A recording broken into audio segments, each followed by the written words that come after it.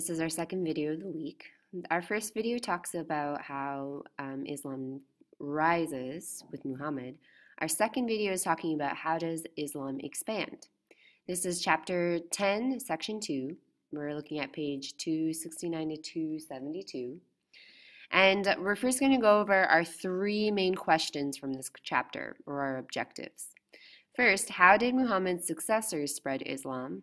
Second, what were the conflicts within the Umayyad state? And number three, how does Islam split? So we see that Muhammad dies in 632, okay?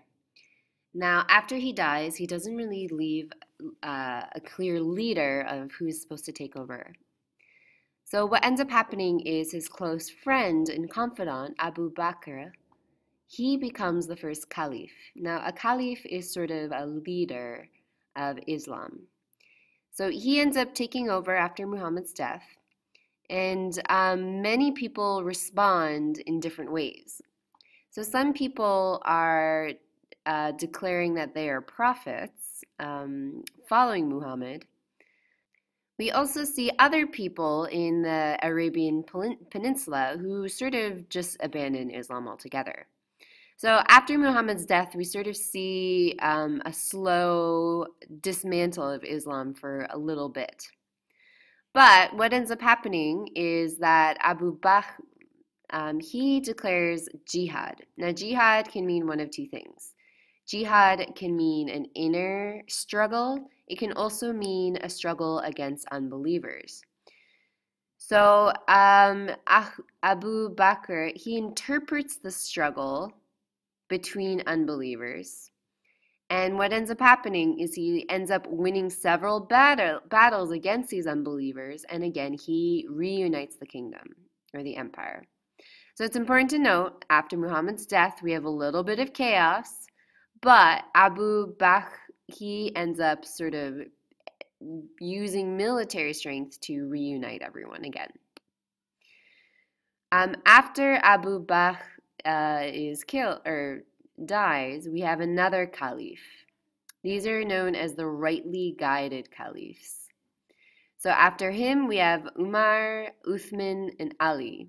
And under these four different caliphs, they all are expanding territory under the religion of Islam. So they end up winning several battles. They end up gaining lots of territory from Persia and the Byzantines. Now remember, we just stopped talking about the Byzantines. So the rise of Islam, that was part of the decline of the Byzantine Empire. That's when we start to see places like Syria, modern-day Syria being taken over, Egypt being taken over, as well as Turkey. So one reason that people believe that the rise of Islam and spread of Islam was so successful is that Muslims see that the victories of the battles that they fight to gain more land, these are a sign from Allah and a way to spread their religion. It's also important to note that these caliphs who are sort of in charge of these armies, they led very organized and well-disciplined armies. Now remember, we talked about the 5 pillars of faith. The 5 pillars of faith are partly making a very disciplined and obedient people, and therefore also this is going to translate with their army. So eventually we also know that the Byzantines and the Sassanid empires, these are weakened because they are fighting each other. So we have the Byzantine Empire fighting the Sassanid Empire. They weaken each other, which means that Islam kind of swoops in and takes over. When Islam sort of takes over a lot of this land, it is important to note that they're not forcing people to become Muslim immediately. They are actually quite tolerant. They're allowing Christians to keep on practicing their religion. They're allowing Jews to keep on practicing their religion as well. While these caliphs are able to expand a lot of land, with that starts to become a lot of problems and internal struggles within the land. So what ends up happening is we have one of the caliphs in 656, Uthman, he ends up being killed. After he is killed, no one is quite sure who the next caliph is supposed to be. Ali, who is Muhammad's cousin and son-in-law, he ends up becoming the next caliph. But then a few years later, Ali is also assassinated. So there is a huge power struggle amongst the caliphs. And with that, we have a new family rising up to take over this sort of this Islamic empire. This is the Umayyad family. So the Umayyad family, they end up taking control of this empire. And the reason they can do this is they have a powerful backing, probably a military backing as well.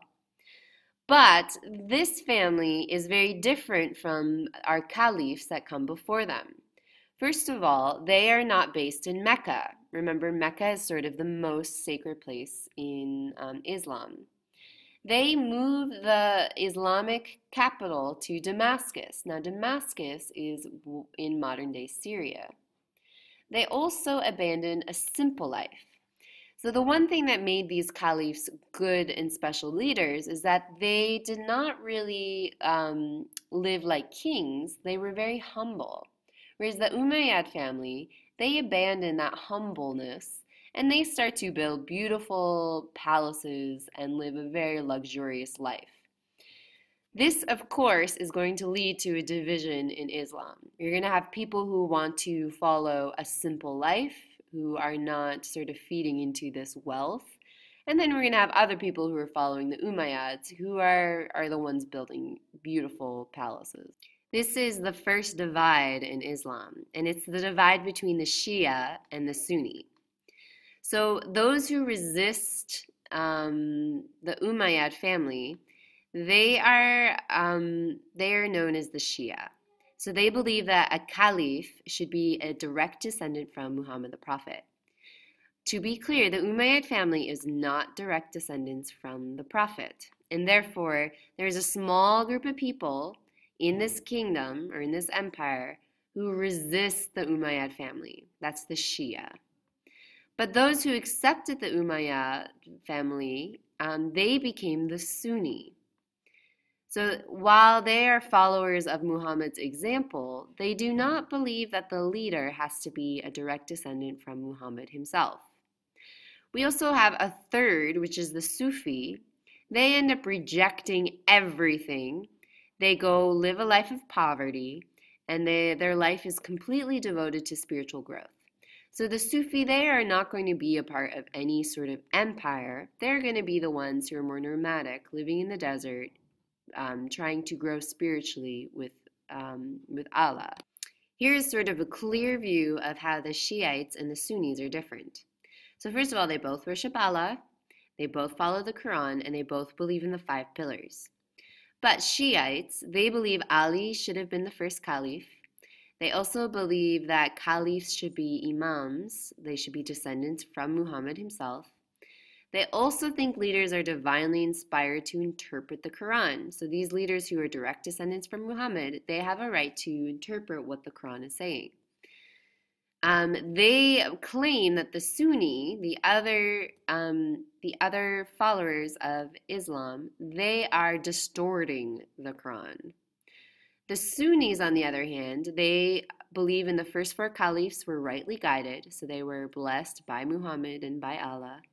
They also believe that Muslims should follow the Sunnah, which is a specific Islamic law. Any good Muslim can be a caliph, so it does not have to be a descendant from Muhammad himself. They also wanted a caliph to be a political leader, not necessarily having religious duties. So a caliph was more like a type of king, not a spiritual guide. They believe that the Shia are the ones distorting parts of the Quran. So this is sort of a divide in Islam. So this is a modern map dividing Islam up into the Sunni and the Shia. So as you can see, Morocco, we would fall under Sunni, okay? Whereas places like Iran, parts of Iraq, small parts of Turkey, they are going to fall under Shia. So the Umayyad, they're the ones who sort of take over, even though we see a split in Islam, they're the ones who still hold the power. And they bring the Muslim empire to its largest. So as you can see, the purple, that is the Umayyad Caliphate dynasty empire. They bring it all the way up to Spain. This is also the time where it spreads to Morocco, okay? All the other empires at this time, we have the Franks, we have the Byzantines, and the Lombards. They all have a much smaller empire than Muslims. In 1750, though, we have a new Islamic family taking over, the Abbasids. Now, the Abbasids, they are going to overthrow the Umayyad family, and they're going to take over this empire. So, when the Muslims kick out the Umayyads, we start to see this leader, Abu al-Abbas. He's a descendant from Muhammad's uncle. So again, we have someone from the line of Muhammad taking over. In 1750, he captures Damascus with an army, and he kills all the Umayyad leaders. So anyone who is sort of in power linked to the Umayyad family, they are being killed in 750 so that the Abbasids can take over. After Abu al-Abbas, we have Abd al-Rahman. He ends up continued the Umayyad dynasty only in Spain. So if we were to look at this map, we have a split. This is still the Umayyad family. They are owning parts of Morocco, North Africa, and also Spain. All this other area, this is now this new family, the Abbasids. So Spain is being conquered by the Berbers. Those are the North African Muslims. You should all be familiar with who the Berbers are. They had advanced within 200 miles of Paris before losing. So as you can see, we have the Umayyad family. They're continuing to try and expand into Europe, but they are finally stopped in 732. And as you know today, Spain is not a Muslim country, so eventually the Berbers, they end up going back to North Africa. In 762, we have a new capital, so it is no longer Damascus, which is in modern-day Syria. It's in Baghdad, which is modern-day Iraq. They start to create a large bureaucracy, so there's a government starting to be created in Baghdad. We also start to see that Islam is becoming more diverse. They are encouraging things like education. They are taxing people. They're importing and exporting. There's also a lot of non-Muslim wealth. So there's traders from different areas of the world coming to trade in this area. The Muslim Empire, they are also connected with trade routes in the Mediterranean and the Indian Ocean. We also have the Silk Road. So if we're thinking of the Arabian Peninsula and this whole empire in general, they are a part of the exchange and trade during this time. We also see that banks are being created as well as letters of credit, which is sort of like a olden day credit card. So as you can see, this is sort of the end of our discuss of Islam spreading. So remember, it starts in Mecca. Then we start seeing it spreading. We had the Umayyad family with their capital in Syria. They end up extending this whole empire. And then we have the Abbasids family taking over with the Umayyad only in part of North Africa and Spain. Okay.